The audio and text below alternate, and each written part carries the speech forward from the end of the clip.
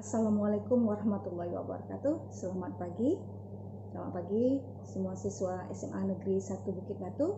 Hari ini kita pelajaran seni budaya.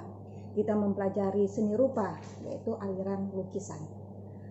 Di mana aliran lukisan ini mempunyai ciri-ciri. Ya. Sebelum kita masuk kepada aliran lukisan, kita terlebih dahulu mengetahui lukisan termasuk seni rupa dua dimensi. Seni rupa dua dimensi adalah sebuah karya seni rupa yang hanya memiliki dua sisi saja, yaitu sisi lebar dan sisi panjang. Tidak memiliki ketebalan. Lukisan ini memiliki aliran. Aliran lukisan yang pertama. Yang pertama, aliran realisme. Satu, ciri-cirinya. Aliran ini memandang dunia sebagai sesuatu yang nyata. Sejarah bagi zamannya. Mengapa aliran ini disebut sejarah bagi zamannya? Karena lukisan ini menceritakan tentang kejadian pada saat itu. Salah satu contohnya lukisan yang ada Ibu tampilkan sekarang ini. Lanjut. Nih lukisannya diperhatikan. Ini adalah aliran realisme, bocah pinggiran stasiun. Di mana lukisan ini memang menceritakan tentang kejadian pada saat itu, di mana kita belum merdeka, di mana beberapa bocah yang harusnya jam 8 pagi di sana menunjukkan angka, ada jam di sana menunjukkan angka 8. Seharusnya bocah pinggiran ini yang ada di lukisan ini ada 4 orang bocah, ini harusnya jam 8 pagi ini mereka harusnya bersekolah. Karena kondisi pada saat itu kita sedang perang, jadi kegiatan mereka berjualan untuk memenuhi kebutuhan mereka sehari-hari. Aliran kedua, aliran naturalisme. Ciri-cirinya bagian dari realisme, tapi ada yang dilebih-lebihkan. Ada yang dilebih-lebihkan. Maksudnya di sini, mengapa aliran ini ada yang dilebihkan? Dia bagian dari realisme. Nyata, real, tapi ada yang dilebih-lebihkan. Kita perhatikan gambar yang Madam tampilkan ini. Nah, lukisan ini, di mana nampak kita dilebih-lebihkan? Realkah lukisan ini? Real. Real lukisannya, ya, di mana ada 4 orang perempuan, ya, yang sedang melakukan kegiatan menjahit, menenun, juga memintal benang. Yang mana nampak berlebihannya? Ada seorang bocah kecil yang dimana media tangannya dijadikan sebagai media untuk menggulung benang. Nah, di mana berlebihannya? Ini dia, bocah kecil yang dijadikan sebagai media. Dan judulnya pastime. Wah, berarti judulnya pas di sore hari. Ya. Di mana berlebihannya lagi? Menunjukkan waktunya. Di sini tidak ada waktu yang menunjukkan ketika itu sore hari. Jam tidak ada menunjukkan kalau ini adalah sore hari.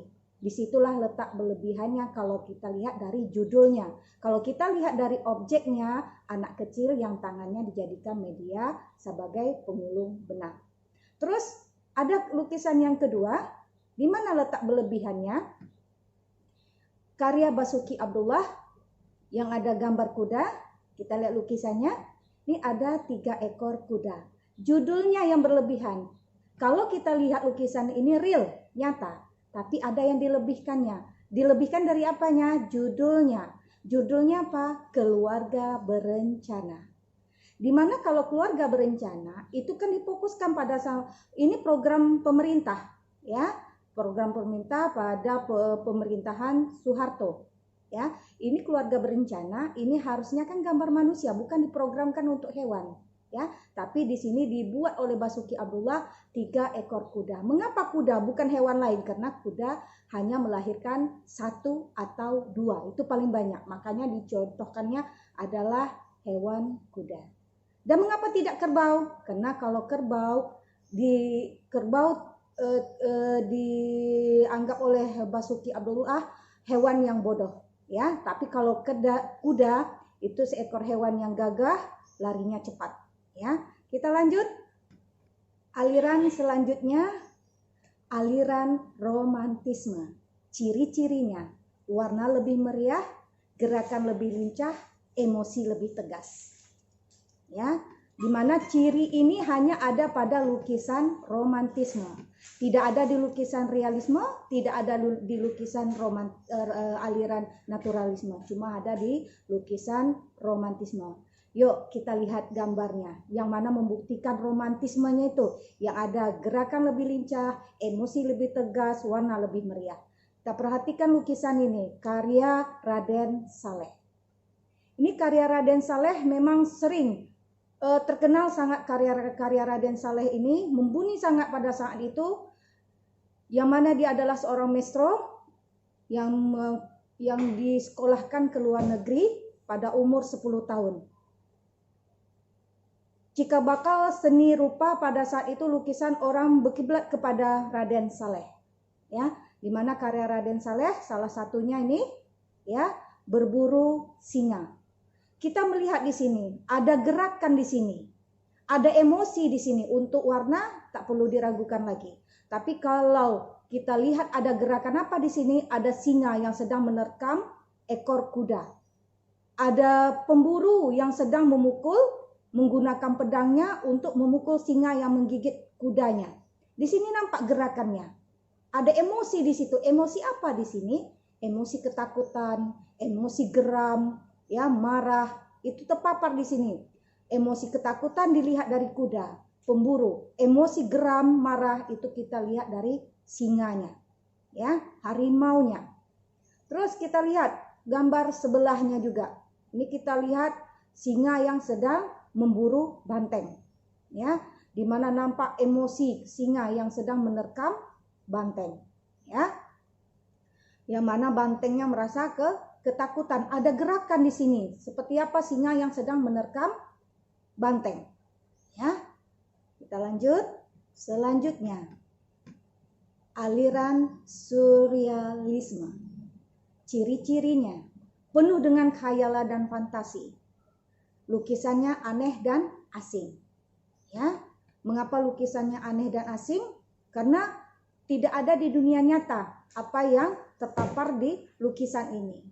Contoh lukisan yang Madam tampilkan ini, yang saya tampilkan ini, di mana kelihatan jam yang meleleh.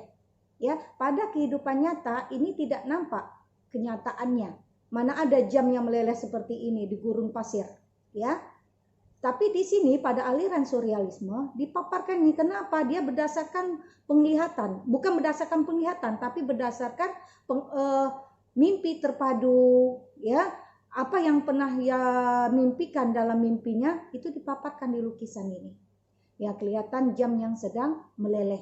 Ya, pada dunia nyata tidak ada yang seperti ini kita perhatikan, ya, kecuali jamnya memang dipanaskan di suhu tertentu. Tapi di sini di gurun pasir, tapi walaupun di gurun pasir, tapi ada sungai di sini. Kita lihat di sini ada sungai, ada air, ya. Tapi mengapa meleleh? Nah, inilah yang disebut dengan aneh dan berdasarkan mimpi. Terus kita lihat yang selanjutnya, lukisan ini juga perhatikan, ada rumah yang mana tangan terjulur keluar. Ini sebenarnya tangan ini menceritakan, mengibaratkan keong atau siput, ya, yang menghuni rumah ini bukan siput atau keong, tapi adalah tangan. Nah, untuk membuktikan keong atau siput itu ada tidaknya, ini kita perhatikan di gambar bawahnya, di dalam tanah itu ada siput, tapi sudah membatu, mengeras di dalam tanah, ya. Tapi yang sekarang yang menghuni rumah ini, yang menjadikan dia sebagai rumahan rumahan untuk si siput adalah tangan, ya. Lanjut, aliran dadaisme.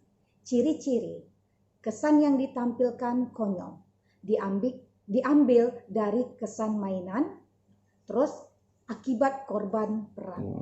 Demikianlah pembelajaran kita hari ini.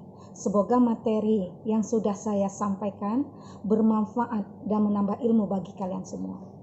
Dengan pembelajaran daring saat ini, siswa bisa patuh dengan protokol agar kita terhindar dari virus corona. Dan virus ini cepat berlalu. Semoga kita bisa belajar seperti yang kita rindukan. Wabillahi taufiq wal hidayah. waridho wal hinayah. Assalamualaikum warahmatullahi wabarakatuh.